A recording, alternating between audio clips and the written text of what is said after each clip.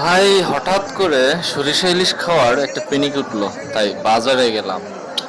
বাপরে, বাজারে গিয়ে ইলিশ মাছের যা দাম শুনলাম! ইলিশ মাছ খাওয়ার স্বাদ মোটামুটি ওখানেই শেষ হয়ে যাচ্ছিল। তো কি আর করা, শেষমেশ কিছু কেনা তো লাগবে। প্রায় 10-12 চক্কর মারলাম বাজারটা, টুকটাক করতে করতে এই ইলিশ মাছগুলো পছন্দ হলো। তো দরদাম করতেছি, শুনতে থাকুন কি হয়। আমি সাড়ে বাজারে চাইছি না, অন্তত তাদের কাছে 500 টাকা দিত বুঝলেন। ব্যস্ত চাই দাদা, আর কেজি নেন 1000 টাকা কেজি, 1000 টাকা কেজি তবু নেন যায় না, কেজি 1000 টাকা দেন, 4.5 কেজি মাছ হইব, 4.5 কেজি মাছ হইব, দিয়ে নেন তো 4000 টাকা দেন, তুমি যায় না। তো শেষমেশ কি কয়েকটা মাছ কিনে নিয়ে আসলাম। কিনে এসে কাটাকাটি শেষ। গিন্নি এখানে সরিষা ভিজিয়ে রেখেছে। মদিনা সরিষার তেলটা আমার পছন্দের। তো মদিনা সরিষার তেলটা আনা হয়েছে। কিছু ডিমও দেখতে পাচ্ছি। 6 টুকরো ইলিশ মাছ করা হয়েছে। সরিষা বাটা শুরু করবে গিন্নি। সরিষা বাটা এবং পেঁয়াজ বাটা পর্ব শেষ করে বাটিতে তুলে নিয়েছে। কিছুক্ষণের মধ্যেই সব কিছু মাখানোর পর্ব শুরু হয়ে যাবে। তো উনুন বসানোর জন্য পাতিলটা ধুয়ে নিচ্ছে। ধুয়ে নেওয়ার পরেই তেল গরম করবে। তো মদিনা খাঁটি সরিষার তেলটা আসলে আমার খুব পছন্দের। এই তেলটাই মনে হয় মোটামুটি ভালো, আমার মনে হয় আর কি, সবার আসলে মনে নাও হতে পারে। তো আমি আসলে মূলত মাঝে মধ্যেই সরিষার তেলটা দিয়ে খাই আর কি। তো উনুনে তেল গরম করার জন্য ঢেলে দিয়েছে তেল। পরিমাণ মতো তেল নেওয়া হয়েছে। মাছটাতে হলুদ, মরিচের গুঁড়ো মাখিয়ে কিছুক্ষণের জন্য রাখা হবে। তেল গরম হয়েছে কি না দেখা দরকার। তেলটা গরম হয়ে গেলে কিছু পরিমাণ জিরা দিয়ে দিল গিন্নি।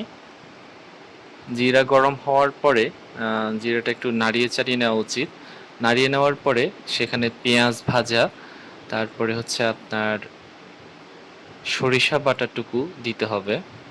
দিয়ে গরম আঁচে নাড়াচাড়া করতে হবে।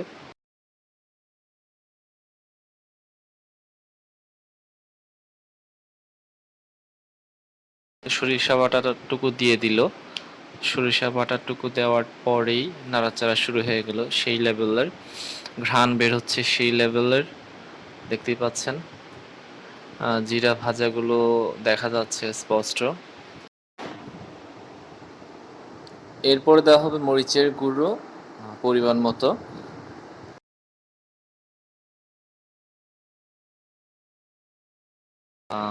তবে এটা আপনার প্রয়োজন মতো দিয়ে দিবেন, মানে আপনার মরিচের গুঁড়োটুকু যার যেটুকু ঝাল খাওয়া প্রয়োজন আর কি। তো অনেকে সম্পূর্ণরূপে কাঁচা মরিচও দিয়ে থাকেন, বাট আমি মরিচের গুঁড়োটা পছন্দ করি।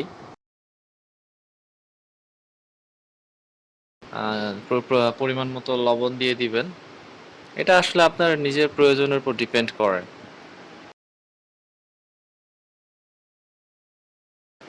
এক একজনে এক এক রকম করে বাটা ইউজ করে আপনার সরষে ইলিশটা রান্না করে। কিছুক্ষণের জন্য আসলে হালকা ছাঁচে হালকা আগুন ইয়া করা হলো। এখন আপনার ধনিয়া গুঁড়া দেওয়া হলো, ধনে গুঁড়ো কিছু পরিমাণ। আসলে আপনার মাছের পরিমাণের উপরেই অনেক কিছু ডিপেন্ড করে। আপনার একটু আইডিয়া করে রান্না করলেই হয়ে যাবে। হলুদ মিক্স করে মাখিয়ে নেওয়া ইলিশটা এখন দেওয়া হবে। তার আগে কিছুক্ষণ হালকা পানি ঢেলে দেওয়া হলো। আসলে একটু ঝোল ঝোল না হলে হয় না, মশলাটা শুকিয়ে গেছে তাই। তো এখন মাছটা কিছুক্ষণের মধ্যে দেওয়া হবে। তার আগে কিছুটা পানি দিয়ে একটু নেড়ে চেড়ে মশলাটা আসলে পুরোপুরিভাবে পাকানোর জন্য আরও কিছুক্ষণ, 2 মিনিট আরও হালকা ছাঁচে ইয়া করা হচ্ছে। এখন তুলে নিয়ে কিছুক্ষণের মধ্যে মাছের টুকরোগুলো দেওয়া হবে। মাছের টুকরো দেওয়ার জন্য শুরু হয়ে যাবে এখনই। হ্যাঁ, মাছের টুকরোগুলো সাজিয়ে দেওয়া হচ্ছে। বেশি পরিমাণে নিলে আসলে বেশি একটা মজা হয় তা না, তবে কম পরিমাণ রান্না করলে মনে হয় বেশি মজা হয়, আমার মনে হয় আর কি এটা।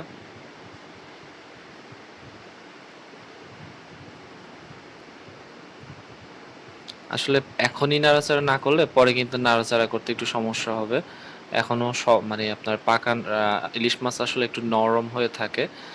মাছটা নরম থাকার কারণে আসলে পরে নাড়াচাড়া করতে অসুবিধা হবে। এখনই যা নাড়াচাড়া করে মাখিয়ে নেওয়া উচিত প্রথম অবস্থাতেই। পরে নাড়াচাড়া খুব সাবধান মানে সাবধানতার সাথে নাড়াচাড়া করতে হয়। এই ঢাকনাটা দিয়ে দেওয়ার পরে ৫ মিনিট অপেক্ষা করার পরে আপনার এটা আবার একটু হালকা নাড়াচাড়া করে নিবেন।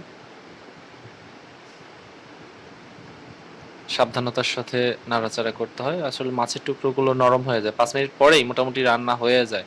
তারপরেও একটু সাবধানে নাড়াচাড়া করবেন আরকি। হয়তোবা আধা পাকা থাকতে পারে।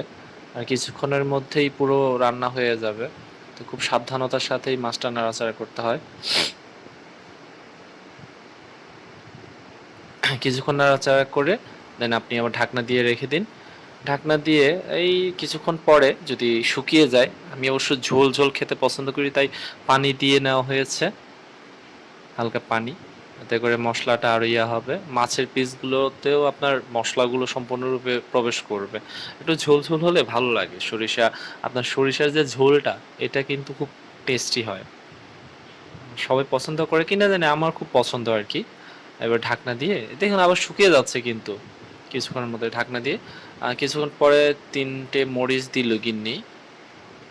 আর কিছু ধনেপাতা দেওয়ার পরেই আপনার জাস্ট ২ মিনিট পরেই ধনিয়া পাতাটা দেওয়ার জাস্ট ২ মিনিটের মধ্যেই আপনার উনুন থেকে তুলে নেওয়া হবে। তুলে নিয়ে গরম গরম পরিবেশন করা হচ্ছে। আমার জিভে জল এসে গেছে। কিছুক্ষণের মধ্যে আমাকে আমার পাতে ভাত দিয়ে দেওয়া হবে। আর সরিষা ইলিশ থাকলে আর তেমন কিছু লাগে না। এই হলো আমার সরিষা পাতি ইলিশ। চ্যানেলটি সাবস্ক্রাইব করবেন যদি নেক্সট এরকম ভিডিও দেখতে চান। যদি ভালো লেগে থাকে অবশ্যই একটি লাইক দিয়ে দিবেন। ধন্যবাদ সবাইকে।